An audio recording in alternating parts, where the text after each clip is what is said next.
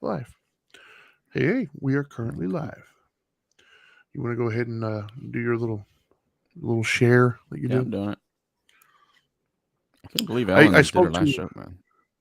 Did you see I that? spoke to a few people this morning actually about some of the topics that we're covering today, just to get some Oh, added good. insight.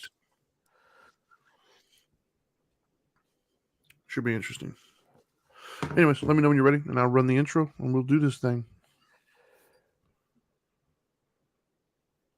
whenever you're ready. Take your time. We're all just Thank you. waiting on you.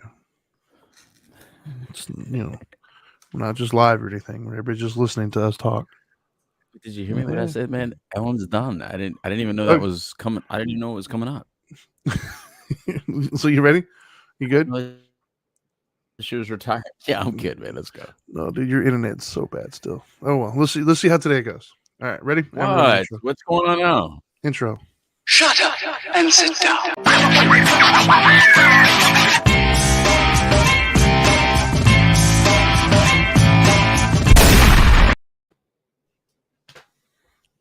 The explosion was your I cue, didn't by the even way. hear I didn't hear the explosion. The Oh my internet is that god. bad.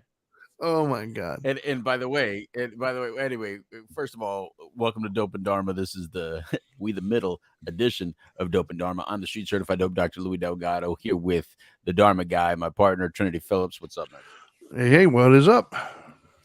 Well, the good news is at the radio station we're getting new hardwired. All that's happening on Tuesday. Oh, all Yep. right. So we might Yeah. actually have good internet from your end on Tuesday. Tuesday 1 o'clock. So I think we could test it out right after if we do the show a little bit later. Oh, goody. That's what a way. Yeah, what a great sink or swim, throw it in the fire type thing. I like it. Well, I mean, what That's how better we way to do things. test out old Yeah. Spectrum? Yeah, that's a better way to test out old Oh, Spectrum. you're sticking with. See, yeah, Spectrum sucks. But go ahead. That's fine. There's no option there. There's no option Doesn't there. like There's Elon no Musk have option Starlink or here. something now? I don't know. I don't know. Yeah. Elon, can you call me? Can you give brother a call? A hug, Yeah, brother. man. Because Next time you I guys don't are hanging out, I don't have man. any options here in Eastern Beach either. Yeah. Okay. Yeah. Anyway, we got a busy show today. There's some pretty serious topics today. There's one major so- topic that I know we have here. Right. We got, There's at least one major topic, and yeah. we'll do the easy ones last. But you want to tell us, Trinity, first of all, how can people watch us, listen to us, partake with us, and then go into what are the three topics we're going to talk about, and let's start with the easiest to the hardest. Oh, okay. Yeah, if you want to listen to us, you can listen to us on any of your podcast platforms, whichever one you so choose. To name a few: iTunes, Spotify, iHeartRadio. We're on all of them. If you want to watch us, you can watch us on. I think right now we're on YouTube, Twitch, and Facebook. Facebook is facebook.com/WPSN99.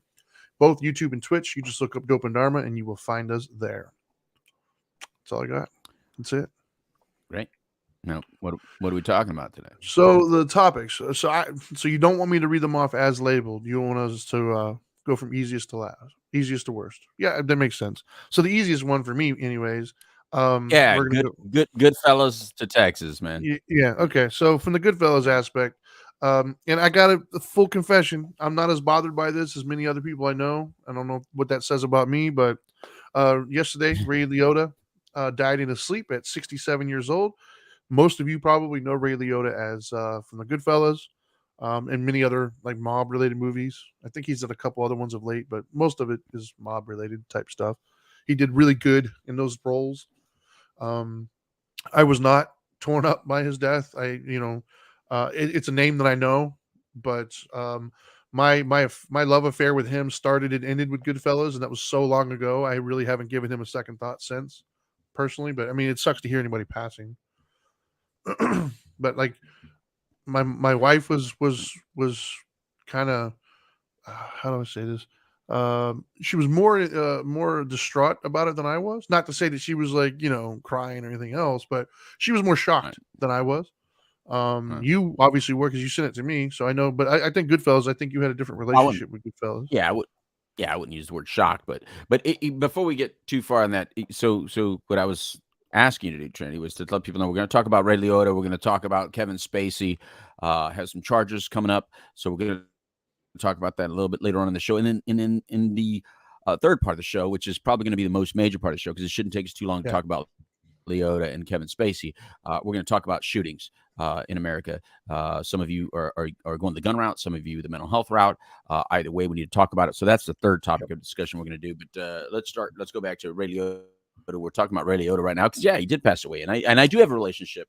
My wife and I do have a Goodfellas relationship. Number one, first of all, his earlier movies, I loved them. I mean, later on, he was kind of interesting. But, I love interesting people. But early on, it was the first movie that Dana and I went to on a date. So was it really? Actually, it's my first date. Wait, you went on a date with Goodfellas? Like that was your? Let's talk third grade. Okay. That's our first date, man. Yeah, it's our first movie date. Wow. Well, I mean, I had given Dana the whole. Well, I had given, Was Debbie Does Dallas the whole not breakdown available? of why she should run away, and that I was not. It was not. She had already seen it. Okay. But I was like, this is who I am, and this is what's going to happen. So you probably don't want to be around me because I am going to prison. I'm here hiding out. And so we went to Goodfellas, and it was just, oh my God, man, that helicopter. I've lived that helicopter scene so many times that it was bothering. It was annoying, and I saw helicopters everywhere. So Ray, he portrayed that really well in that movie Goodfellas. And then, of course, I mean, the ultimate scene of "You think I'm funny? Ha ha!" Joe Pesci. Joe Pesci. With that, what am I, like a clown to you? Wait, I'm here to amuse so for Joe you. Pesci, does anybody play an angry one of the little all-time guy? greatest. Does anybody play an angry little guy better than Joe Pesci? Like, he is the best angry little guy I've ever seen. I've just lived the role. These two Utes. I've just lived the role as an angry little guy for all my life. There you go. So it was a great movie. He portrayed those type of characters really well. He was a very intense person. So yeah, Dana was a little bothered by it too, because that's one of her favorite actors. Really? Not that he did a whole heck of a lot of things that she could call favorite, but when he did it really well, and he was intense in it. And so yeah, nobody likes to see anybody go that you wanted to see more out of. But such is life. And it made me think, actually, to be honest with you, it made me think about Joe Pesci and Robert De Niro and those type of actors that must be up in age, because he was a young guy compared to them. He was a younger guy than them. And so, I think De Niro. Yeah, so if he's 67, those guys must be pushing late 70s and 80s. Yeah, they're getting there. So get it all in now. And I encourage anybody out there with kids, do what I did. Dana and I did with our kids. Is we did a couple of movie classics, and of course you got to watch all the mobster films as a classics, because they are classics. Not that real mobsters are like that, by the way, because you guys know many of you are a bunch of wimps. But the real deal's out there. Nobody gets to know who you are and how you do it, because you're doing it like real men. But the fake one of you's out there, you want everyone to know. To be clear, we are not advocating your little gangster mobster behavior. No, I'm just telling some of them that they're just not real mobsters, and they think they Sure. are. They go on the little pages and act like little tough guys, but in reality, Keyboard warriors is what we call them. So anyway, so yeah, goodbye, Ray Liotta, man. May you rest in peace. That's it. So the next topic, before we get to the one that everybody wants to hear about, the shooting stuff, the next topic is going to be Kevin Spacey. So let me put that up there. Kevin Spacey. So for those of you who don't know, Kevin Spacey was, pretty well-renowned, famous actor, played in a lot of really good stuff. A few years ago, got ousted as not only being potentially gay, I guess, but also being a predator of sorts and going after men, and specifically younger men. I'm hesitant to say boys, because I don't know of anything right off the bat that was that young. I don't know. I'm not that familiar with it. But regardless, that's what he got in trouble for. Well, I thought the kid was like 18 though, so I don't know. But either way, we're like 18. Regardless. So that's boyish. That's a boy. It's legal though. It's legal. It's legal. That's the point. But regardless, for those of you who are paying attention to his legacy, if you will, there was never any like real charges or anything brought up. It was just like he was shamed or whatever. But now, I think it was yesterday or the day before, I believe it's in London. He's now finally being charged. I read the stuff. To be honest with you, the verbiage that they use in London, I have no clue what he's actually charged with.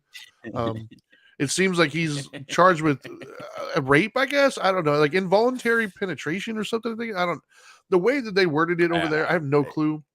Bottom line, it's some sort of a sexual assault charge that he's finally being brought up on. Yeah, I actually like that terminology. I think that goes right to the point. Involuntary penetration kind of says what it is, Trinity. It doesn't skirt around it like sexual assault could be anywhere from touching you to raping you. Whereas involuntary penetration goes right to it tells you what it is. I don't think there's any doubt what that is. It's pretty. Let me tell you something. I mean, penetration with the word involuntary from it is just bad. It's just bad. You know what? I would agree. That's on my list of bad things. It's on my list. I don't want this. And you know what? Here's another example of the Me Too movement kind of like being or another movement controlled by men, right? So men took the Me Too movement and they've actually got somebody. They're getting him. You know, he's not getting out of this net. So as many women that have been violated and hurt by a lot of horrible men out there, who gets caught up in this? Kevin Spacey. And not because he was abusing women, but because he was abusing men. Because men always, for some reason, have a louder voice and have a louder way of making people pay for their problems. For some reason. So, man, Kevin, if you did this stuff, and I don't know what you did, but involuntary penetration doesn't sound like you did anything good, brother. And no, it does not. You know, I did like his movies. I got to admit, man, I did like his movies. I love his movies, man. It's hard to see such talented people like this that we could have benefited so much. And this is where I get selfish.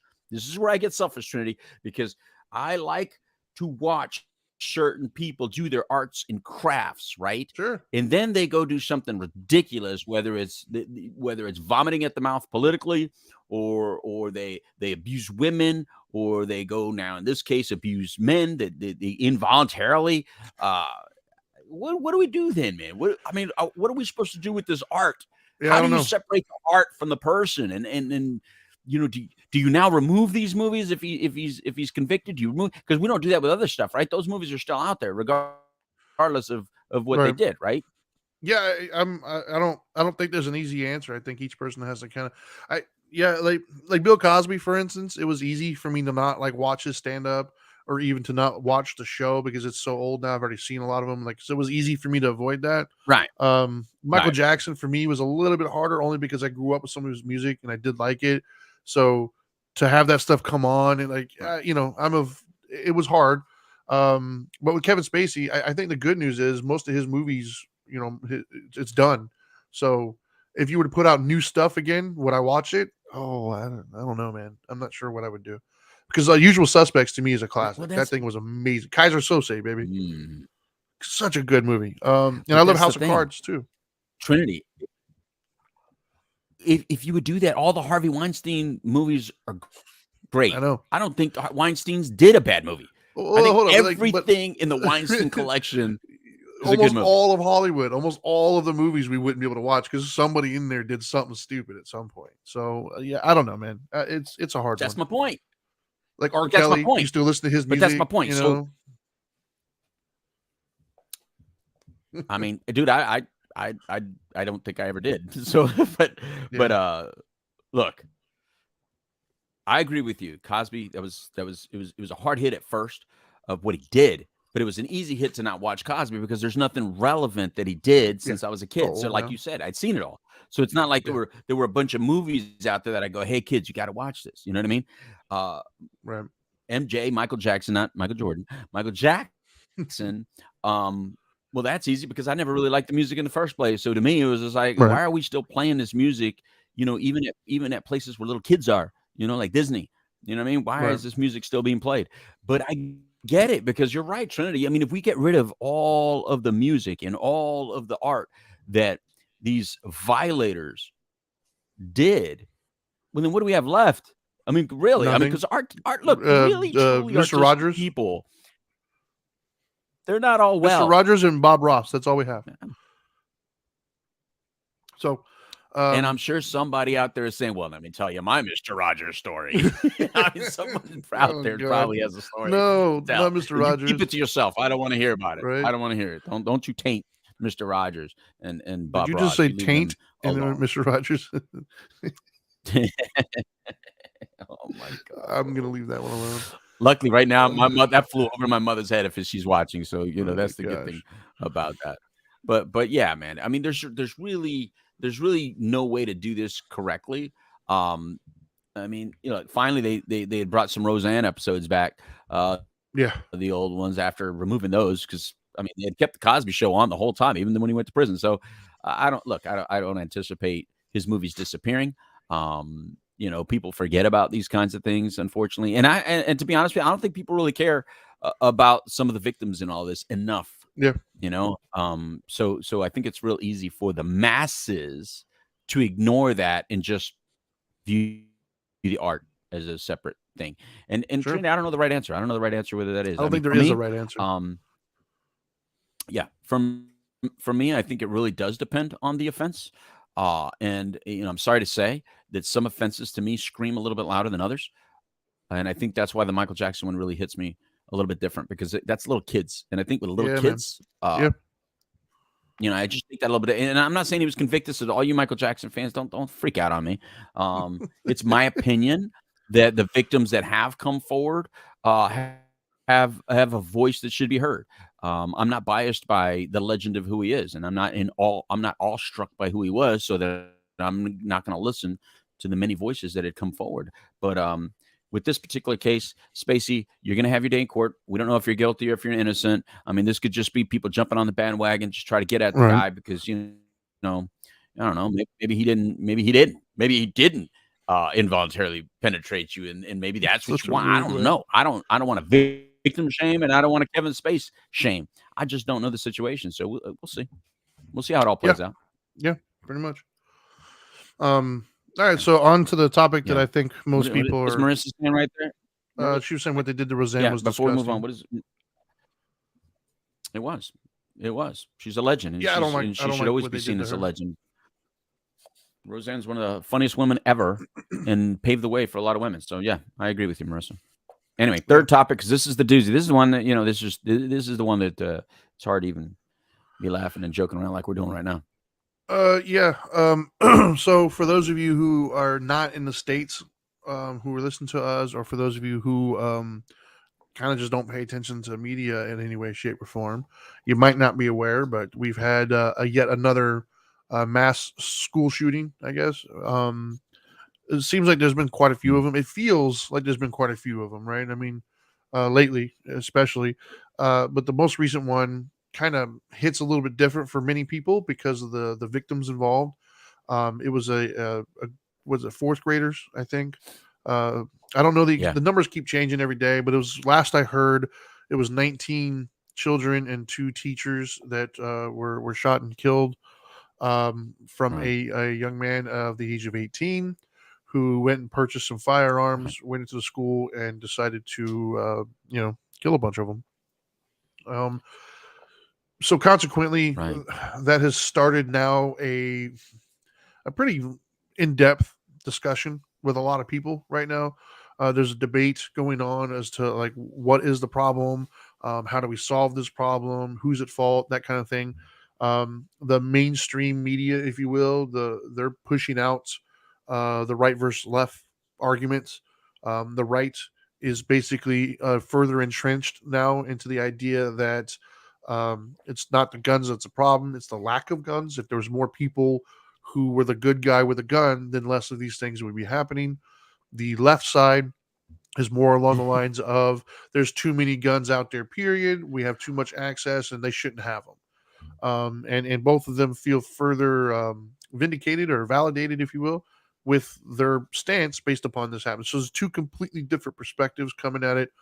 Um, you and I have our own perspective as well as far as what the problem is and what the solution is. I did post on my social media the other day some of my thoughts, and it resulted in quite a few reactions and comments. Most of which were respectful, if I'm honest. There was a pretty intensely or contested debate going on between a couple of them, but I was very thankful and proud that they kept it relatively respectful. So for that, I thank you if you're watching. Um, but it's just, I don't know, man. When you and I were talking about this the other day about having to do a show, I knew we had to do a show because it's such a important topic. But it is overwhelming if I'm honest, Mhm. only because the subject matter is just it's horrible. Nobody likes a shooting, but as a Right. father, like you said earlier, hearing somebody being shot sucks no matter what. But when I get to watch the faces of all the little kids, like it's rough, man. As a dad, to know that these little boys Right. and girls are dead now, it's hard. And then what further exacerbates that problem is knowing that there really is no solution right now that you and I can talk about that's going to do anything. And that's what's frustrating, I think, for a lot of people is it feels like there's no movement. It feels like there's no way to solve this. We just got to keep watching it happen. And I think that's what's got everybody in their feels at the moment. Yeah, and unfortunately, I mean, you kind of laid it out right there in the beginning. Unfortunately, we don't agree on the problem. So if we don't agree on the problem, we can't agree on the solution. Yep. So I think first of all, we have to agree on the problem. But it's complex. It's a very intertwined problem. Now, luckily, I have, I don't know what you're watching. I haven't heard anybody say, we need more guns, but I have heard people say we need more security. I've heard people say let's focus on the. When I was flipping around, I was doing the CNN, Fox thing. Right. Because like to see how they take the same exact story on CNN. They were talking about removal of they were calling it an assault rifle at that time. And look, why do we fight this? It's not an assault rifle, but it's a rifle. Okay, it's a menacing looking rifle. It's a strong looking rifle. It has really long clips, but it's not by definition an assault rifle. And then on the other side, I had heard them actually focused on mental health. I was pretty proud of Fox when I tuned in for that 30 minutes because they were talking about the mental health issues and that we needed to just support the underlying problems. And I think that was a lot in line of what kind of you and I were saying on Facebook when you were getting a barrage of people kind of focusing on the gun aspect when you were doing your thing on Facebook. Right. So they were doing pretty good at the time, but no, I haven't seen anybody say we just need more guns. Now, however, except my wife, I think my wife did say, it makes her want more. But just kidding. The issue unfortunately in this is very complicated. Yeah. What I was saying on your post, Trinity, and my thought process goes in, we constantly blame the instruments of pain that we use to inflict on ourselves and others when we're already in pain.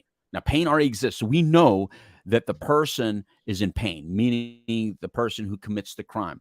But there's a lot of crimes we commit with ourselves as well. So we tend to focus on the instruments of pain that we use either to self-destruct, like drugs or suicide, or in the respect of this, homicide. So either suicide or homicide, whether we suicide slowly through drugs, we focus on the drugs rather than the pain that the afflicted actually have. And the disease is going to continue to get bigger and stronger if we don't focus on the pain of the individuals that are suffering with addiction.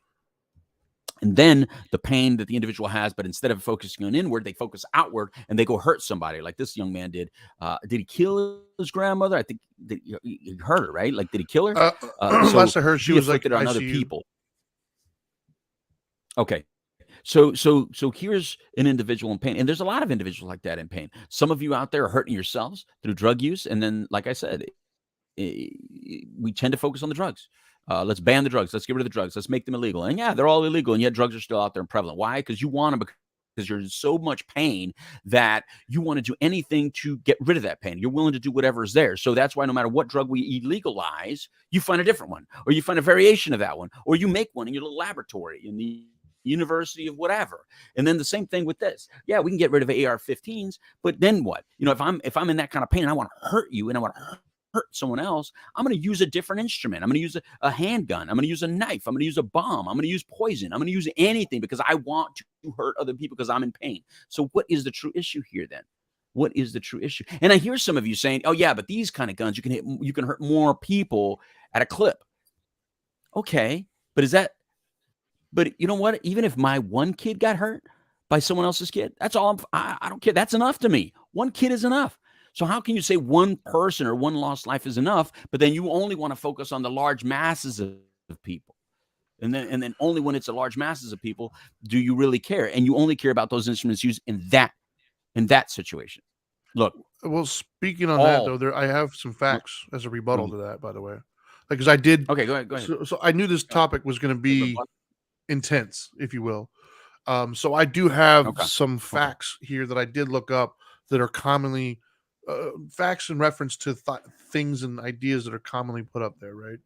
And Okay. fourth All right. down on my list is the idea that assault weapons are to blame.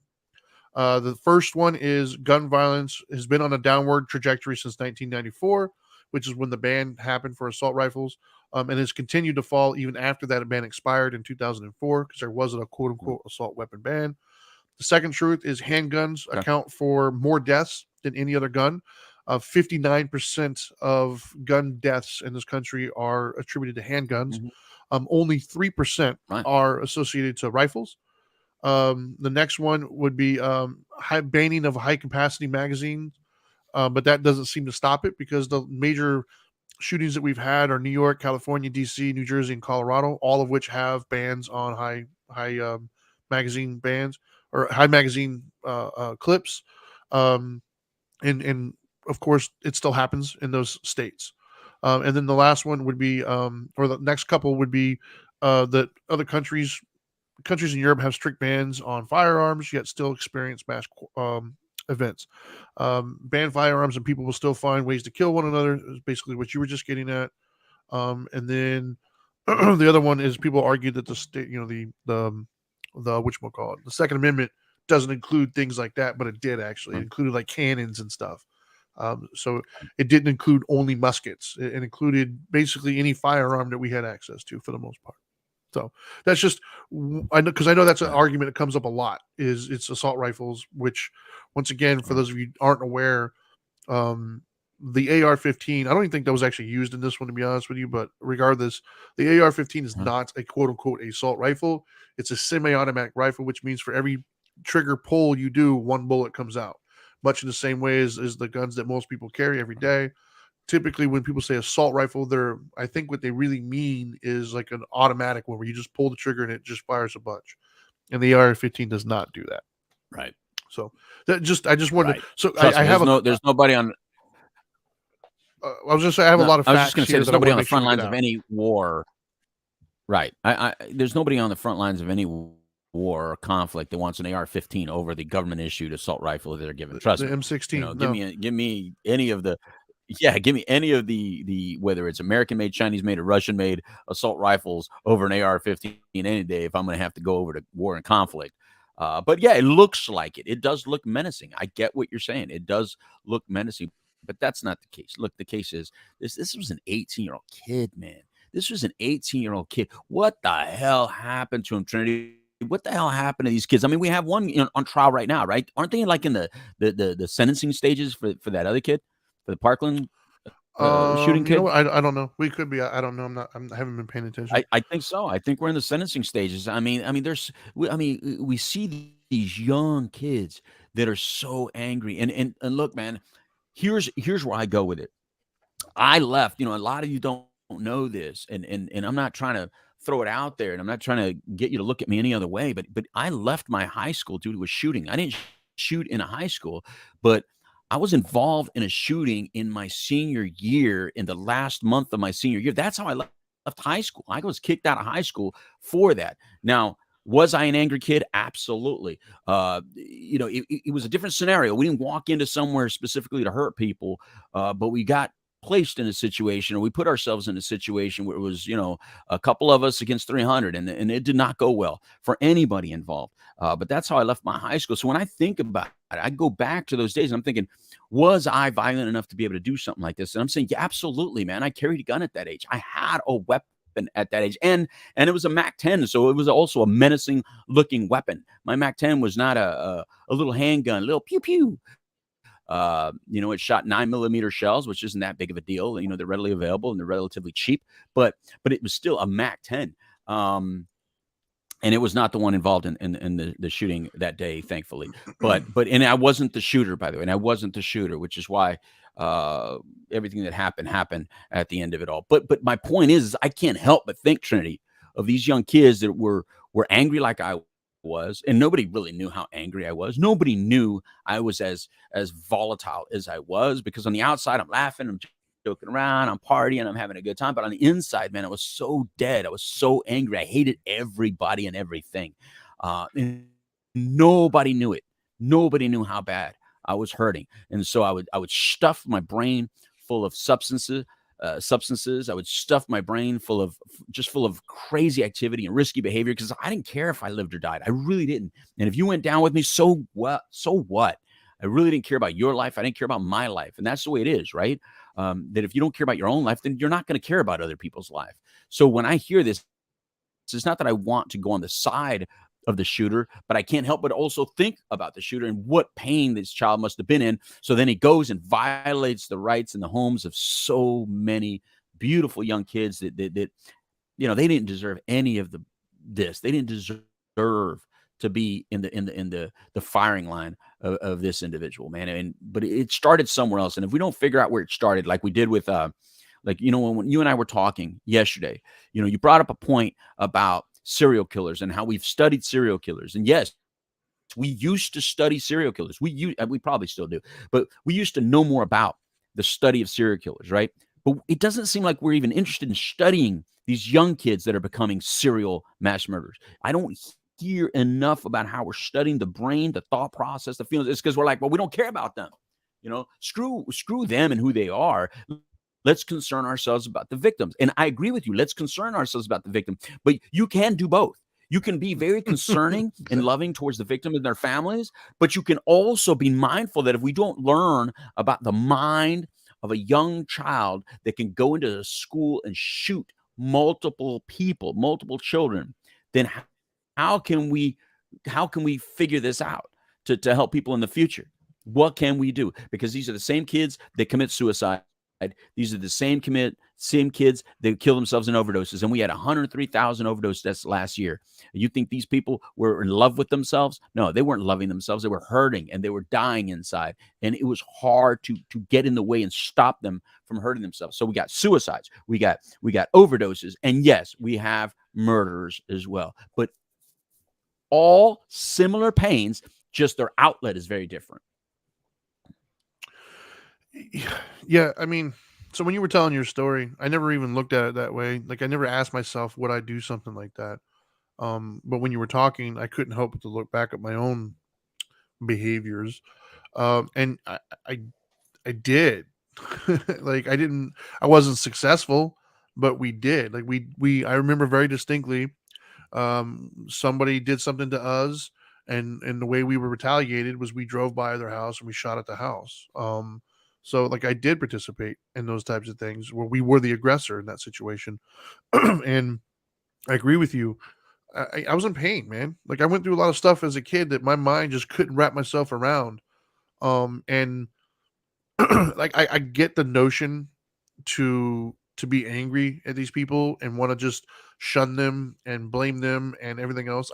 I understand that completely. I totally do. Having said that, I was a delinquent. I was breaking into houses. I was fighting. I was doing a lot of really bad things when I was a kid. And if it wasn't for Dean Boggs, who showed me some compassion, I wouldn't be here today as the Dharma guy. I wouldn't have helped all the people that I've helped in my life. I wouldn't be the positive force that I am if somebody hadn't shown me some compassion and said, "Hey, why don't we approach this from a different direction?"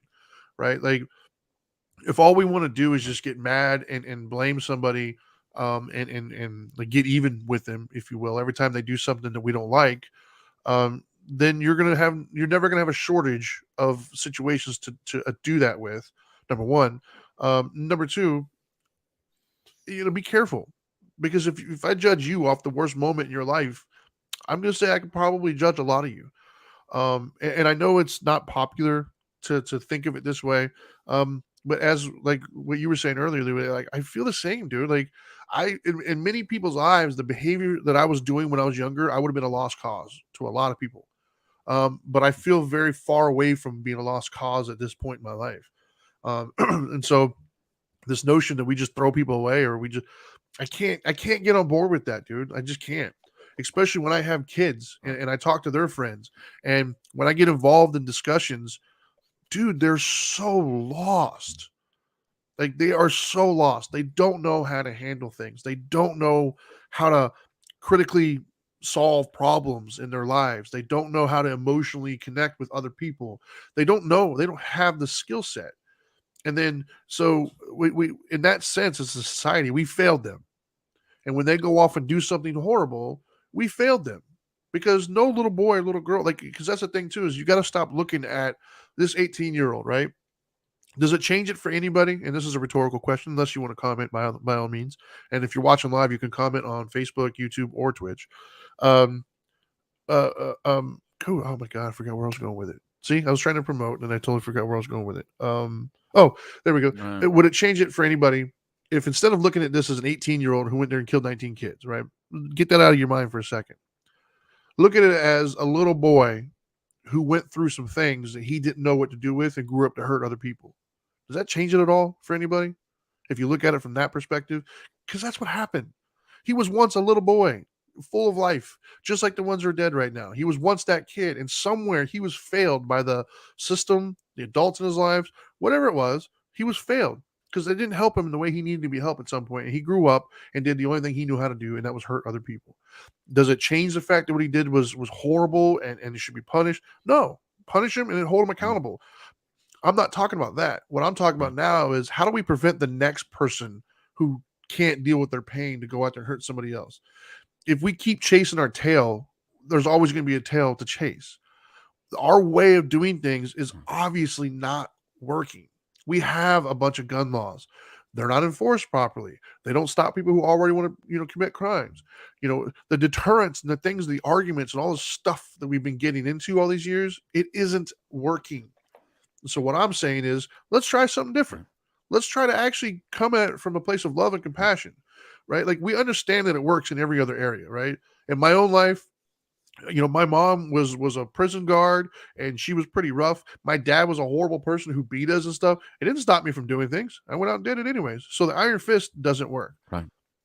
So, but with dogs, we give them a treat when they do something good. Like we give them a love and compassion, and that sense of love and compassion is enough to motivate them to do the right thing. Because that love and compassion is so much more beneficial than fear is effective, right? And so we know this in so many other areas, and yet when it comes to this area, we just want to pound our iron fist and punish and take away. And if you really stop to think about it, that's only coming from emotion. Right? Like there's no logical reason why that works. There's no data that says it works. So it's literally just, it makes you feel good to punish somebody. That's it. It's not really a solution. It's just it's a reaction that makes you feel good. And what I'm saying is we need to start taking more proactive steps because these young people out there right now who don't know how to take care of themselves, who don't know how to cope with things, they're going to grow up to be adults. And if we don't do something to help them, we're going to just stay in the cycle. Yeah, 100%. And you know what? Even as much as my head wants to go to, all right, well then if I give my child to, because both of us are parents, both of us, you still have kids in school, Yep. I only have one left at the university. But when I take my kids to school, when I used to take my kids to school, I felt like they should be safe there. In many ways they are, but in so many ways they're just not. And I can go there with this, but if I go there with this, then I'm still not focused on the problem. All these things that we focus on, whether it be security, whether it be guns, whether it be laws, all that stuff, it's good to focus on those things as well, at least, to see are there things that we can adjust within all these things. And that's fine. Nobody's saying don't talk about it. Nobody's saying don't address any holes in the system that we can address. But our bulk of our energy should be in figuring out prevention, how to prevent from this continuing to happen. Now, mind you, this is one of those complicated issues where you're going to have sides that say, well, if you're not God-fearing, if you don't believe in something bigger than you, and just follow along those lines, then you're going to do destructive behavior like this. And look, you can have your point. I'm not saying you're wrong. I'm just not saying you're right either, because that alone is because that's what makes you behave properly. That's what gives you comfort. And I get that. And that's the kind of things we need. We need to be looking at each other and go, look, what provides you the kind of comfort and the kind of peace that even at your worst moments, it prevents you from doing something horrific to somebody else. These are all good things. And I think we should collectively find what are the things that have allowed us as people to go through horrible things and pain and yet not afflicted upon others. Because what I do see, Trinity, is I see us all laughing and watching a lot of horrific things done to other people, but very little consequence to a lot of violators, man. There's so many videos that I can find online of just random people just punching old people, just punching homeless people, hitting other people. And we don't focus on any of that. Yeah. You know, but that disrespect, that disrespect of your own life to the point where you're like, well, I'm just going to go hit somebody, or I'm going to violate someone else's freedom and their peace. Well, how are we looking into that? How are we punishing it? How are we evaluating it? How are we treating those offenders? And what are we doing with those offenders? Well, when you look in the juvenile justice system, look at how juveniles are treated in the juvenile justice system. You tell me if that looks therapeutic to you. You tell me if that's set up in a way that's going to help them become better, mature, respectful young men and women. No. You look at the penal system. A person gets arrested and goes to jail, goes to prison. You look within those systems and you tell me, does that look like a therapeutic environment to you? Does that look like a place of learning and encouragement and love and compassion, so that we can teach individuals to look, you're a first-time offender. You will come out of this system, and we need you to behave properly if you're going to come out of the system. But instead, we gather them all up. And it's almost like look, since I've been involved with race cars recently, I'm going to use a racing analogy. We don't race Volkswagens with a stock car because they don't belong on the same track together. But yet in our jail systems, in our penal systems, in our juvenile justice systems, we lump all of our offenders together. So you take a first-time offender and you put him with mass murderers and murderers, right? We take a first-time juvenile offender, we put him in there with people that have no reason to live. You don't know, they don't even know their mothers, their fathers, or their mothers and fathers are in prison, and they have absolutely no give a damn about nobody. And they're in there because they punched their grandmother in the face. You can't put someone in the same cell, that stole a candy or ripped somebody off in a jail cell with someone who punched their grandmother in the face. Listen, those are two very different individuals. But we don't know how to deal with this. We don't know how to house them. We don't know how to separate them. We don't know how to treat them. We don't know how to do any of this stuff. And instead, we're so focused on the Crips and the Bloods fighting each other over stupid things like Russia and January 6th and guns and a bunch of other ridiculous nonsense and wasting all of our energy. We spent, $40 billion on Ukraine? And I'm not saying that we shouldn't, but you find me the $40 billion that we spent on prison reform, jail reform, on the treatment of different levels of individuals so that jails have truly different levels. Yeah, we have Supermax and we have camps and stuff like that. But have you seen who goes to the camp and who goes to the Supermax? Have you seen how they get to where they get to? I mean, can we evaluate that a little bit better? Well, there is something to that, attacking it at the juvenile level. Go ahead. There's something to that argument, though, right? So this morning, because I knew we were having a show, I actually reached out to some friends of mine. Two of them are in different countries, because I asked them what their gun laws were and how they went about things and what the differences they saw. And the third person was actually somebody here who's a law enforcement, right? Law enforcement officer, LEO. And one of the things that he said as an LEO was just that when he would go arrest people and talk to them, their response would typically, whatever, I'm going to get out anyways. Like there was no real punishment. There was no real consequence for their behavior. They were able to do it. And it would either, because we're so overcrowded and so backlogged, essentially the DA is always looking to make deals, right? Like they're always looking to just slap you on your wrist and be like, oh, it wasn't that big of a deal. Send them, get rid of them.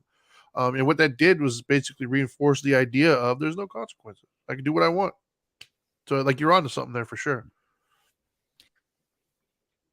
Yeah. And,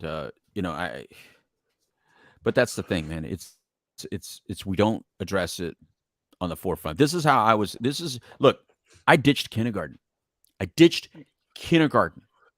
Okay, so I wasn't an innocent kindergartner, and I know what I did to other kindergartners, by the way. So I'm not an innocent person. I'm not going into the details and stories of what I did as a kindergartner, first grader, second grade, third grade. But I had been in trouble all my life in schools. I had been getting punished by authority figures in schools the entire time and time again. Their way of dealing with me was to hit me. They paddled me. They took an angry kid and they just hit me. So what did it do to me? All it made me do is say, okay, don't get caught. And if you get caught, take your whooping. It just made me be able to sit there and take pain. Take the pain. Hit me then. You see, Hit me here we then. go. Hit This me is then. this is what Hit me then. this is what's irritating me, right? So right after the shooting the other day, the reason why I made my post that I did on social media that stirred so many feathers, was watching those little kids' faces that died, and then immediately having that Yeah. followed up with a bunch of politicians with talking points and outrage Huh. about what I felt to be the wrong thing. Right. Literally as you were talking, I got another update, right? And my buddy who's the LEO is probably not going to like this, Okay. so if you're listening, earmuffs. Okay. It says the Washington Post is reporting right now.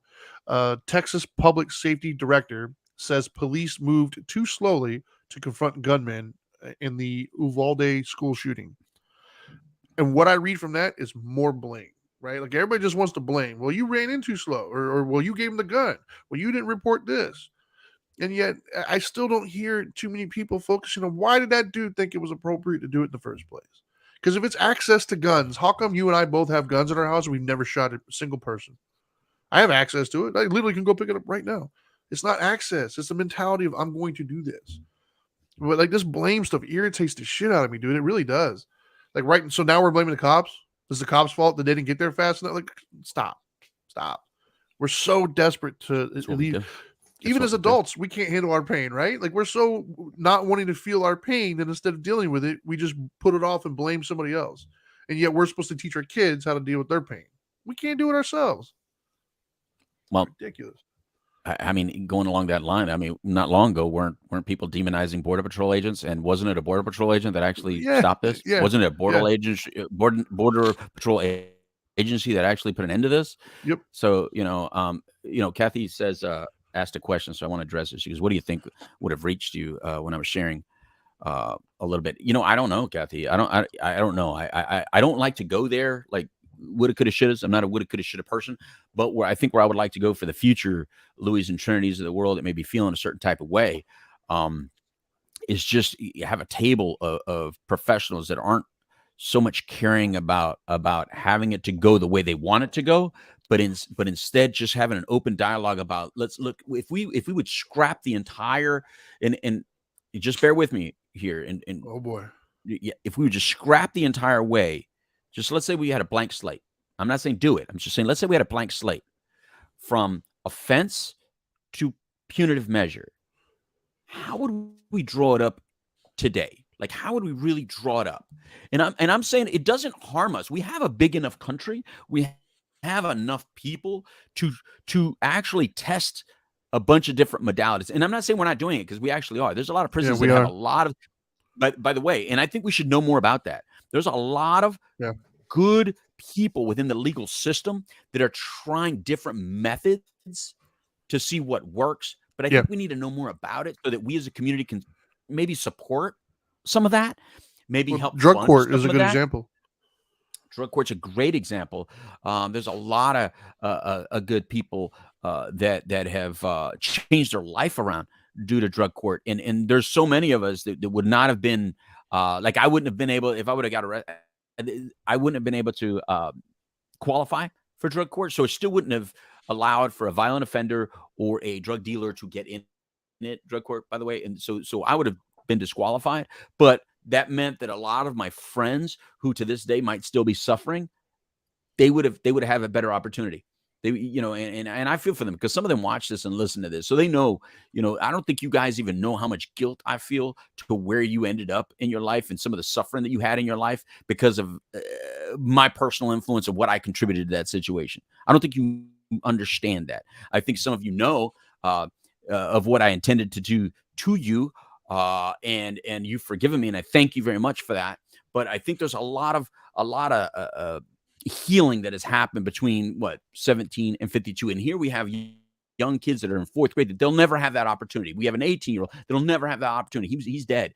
But we do have people right now in the juvenile justice system that are 11, 12, 13, 14, 15, 16, 17, 18. We have an opportunity right now.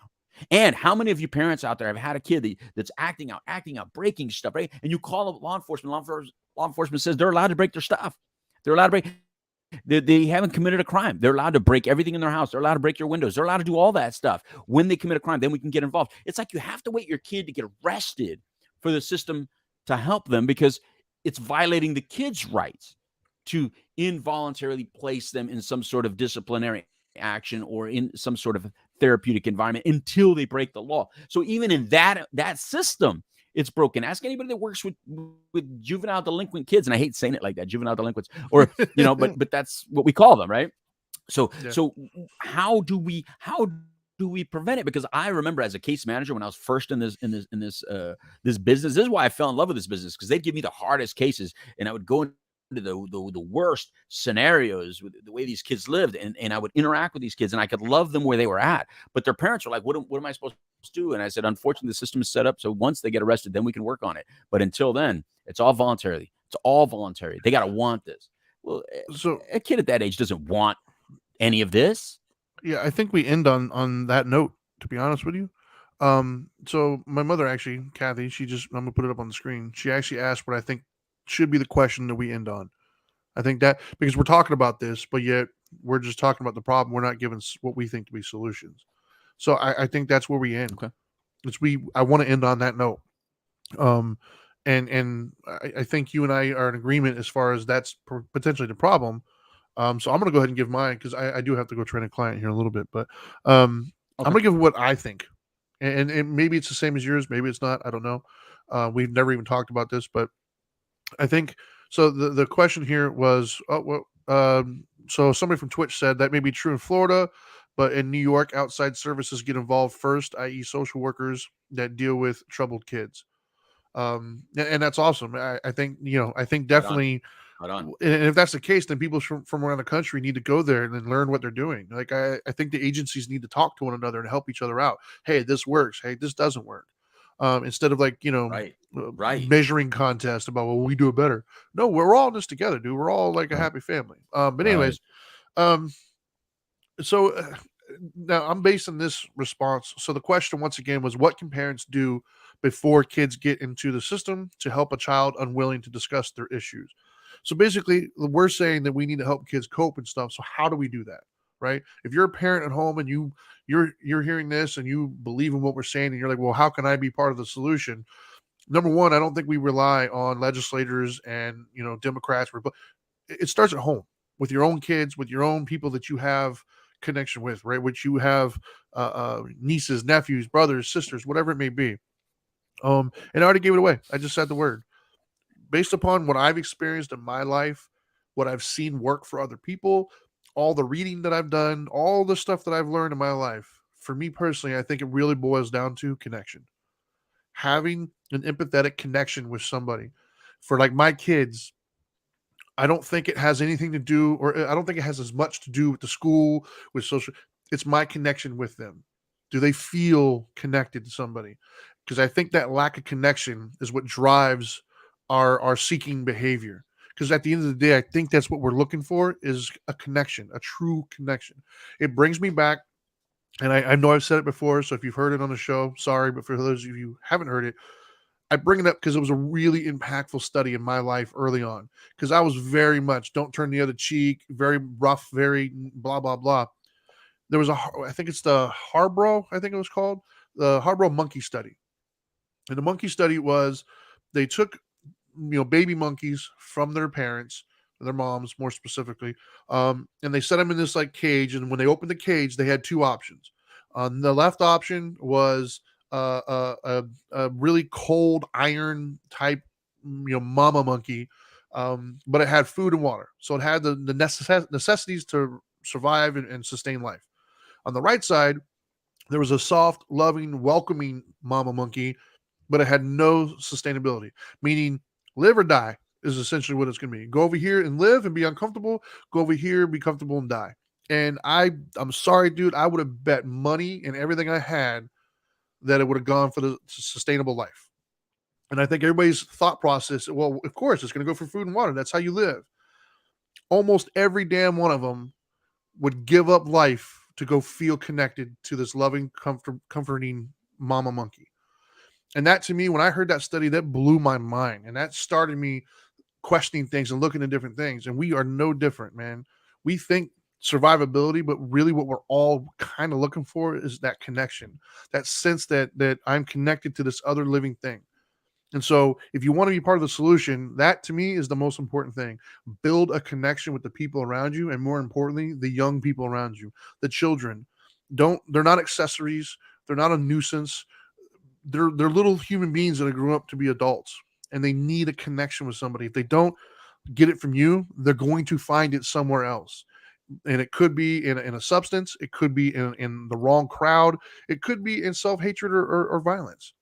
But make no mistake, they will not stop until they get that connection that they're looking for. And so what I'm saying is be that connection. Because I seriously, I don't want to sound like a broken record, man, but I'm 40 something years old now. I've been through a lot of things in my life. I've read a lot of books. It all kind of seems to point back to connection and empathy. So start there. 100%, 100%, Trinity. Bravo. You are absolutely correct. Connectivity is key. Connectivity with self, connectivity with the world that you live in, connectivity to the people around you. Connectivity is the key, and we do need to do a lot more of that. So I'm going to end very, very similarly, and I'm going to talk about a couple things. One, we got to learn to be at peace with our own selves. If you're a person that's at peace with yourself and your surroundings, then it is almost like your duty to share that with someone else. And I'm not saying you got to promote it and force someone else to experience it the exact way you're doing it. What I'm saying is to just express that kindness and in connection with someone else. Just express it. What they do with it is on them, but you express it. It's better to get a couple of kind eyes and good mornings and good afternoons and opening door for people and moving over from the fast lane to the slow lane and whatever you can do that shows just a little bit of, I get you. You might be a little distracted right now. You might be a little frustrated. You might have something going on in your life. I don't need to have a measuring contest with you. I could just move over and just let you be. We need to do a little bit more of that. If you're at peace with you, then don't allow those that are so disruptive at the moment to ruin your day, push your button, and force you to play in their ball game. You instead should continue to lead by example. That's one way that you can just help a little of the good vibes go along. But the biggest thing, I think, than anything is that you have to, when you see these young people, right? You can't, nobody wants to be taught something when they're not asking for it. They just want you to lead by example. They're watching you. They're watching each and one of us. So again, taking what I said about leading by example, just lead by example in that way as well. Your aggressive tone, your aggressive action, your compassion of others. I think that a very, very important tool that we don't do is teach our kids how to serve others early. From kindergarten on up, children should be serving others. They should be volunteering in situations. They should be helping, whether it be clothed, homeless, or people that don't have clothing, shelter people, feed people, just service work. Service work is where you can appreciate not only where you're at, but how you can take where you're at. And even when you're feeling, like I don't have enough, you see someone else and you're like, wow, I may not have enough, but this person has much less. And sharing with the little that I do have with this individual is making me feel good in a very different way. So when we start, if you're an adult out there and you're teaching your kids, you got to go get yours. You just got to go chase that cheese. You just got to get it. You're teaching your kids selfishness and taking rather than giving. And let me tell you something. I've been a giver for a very long time. And for a guy that I thought I was going to be a pure capitalist and all out, go get mine, I've been giving for a very long time. I started a foundation. I do nonprofit stuff for free. How much free work do I do, Trinity? You know how much free work that we do. Are you kidding me? That would have never been my MO. But my wife reminds me constantly. Yeah, it gives me, and I'm sure you're the same, Trent, it gives me a sense of payment that no dollar amount can match. No dollar amount can match. So if I would have learned that early on in kindergarten, first grade, third grade, if I would have learned how good it feels to be there for someone else, that no matter how broken I may feel, no matter hurt I may feel, I'm still of value to somebody else. So let me focus on the value I have towards someone else, no matter how hurt I may be, instead of feeling like a victim. Nobody's listening, nobody's there for me, then just let me go get my stuff. I think that's a big key. So service work is big. So if you have little kids, teach them service work. That's something that I think you could take away. I'm not saying, if you don't do it, your kids are going to be bad. And I'm not saying my parents did anything wrong or your parents did anything wrong, Trinity. I think we were born in a time where kids were seen and not heard, but now we know that they're heard. But if you're going to go out there and say your kids are heard, well, then how about before you have to hear them cry, just teach them how to be there for someone else who may be crying. And not just brown kids, not just black kids, not just gay kids, all kids. Let's teach our kids that all kids have feelings. And I think if we should just focus on get rid of all these cultural differences, because we have cultural differences. I'm Mexican, you're a white dude. So what? Let's get rid of all that stuff. We're getting too much into putting everybody in little pockets again, instead of look, all little kids, they don't know all that stuff. They really don't know all that stuff. Why are we taking our adult problems and projecting it onto these little kids? Little kids don't give a crap, about all that stuff.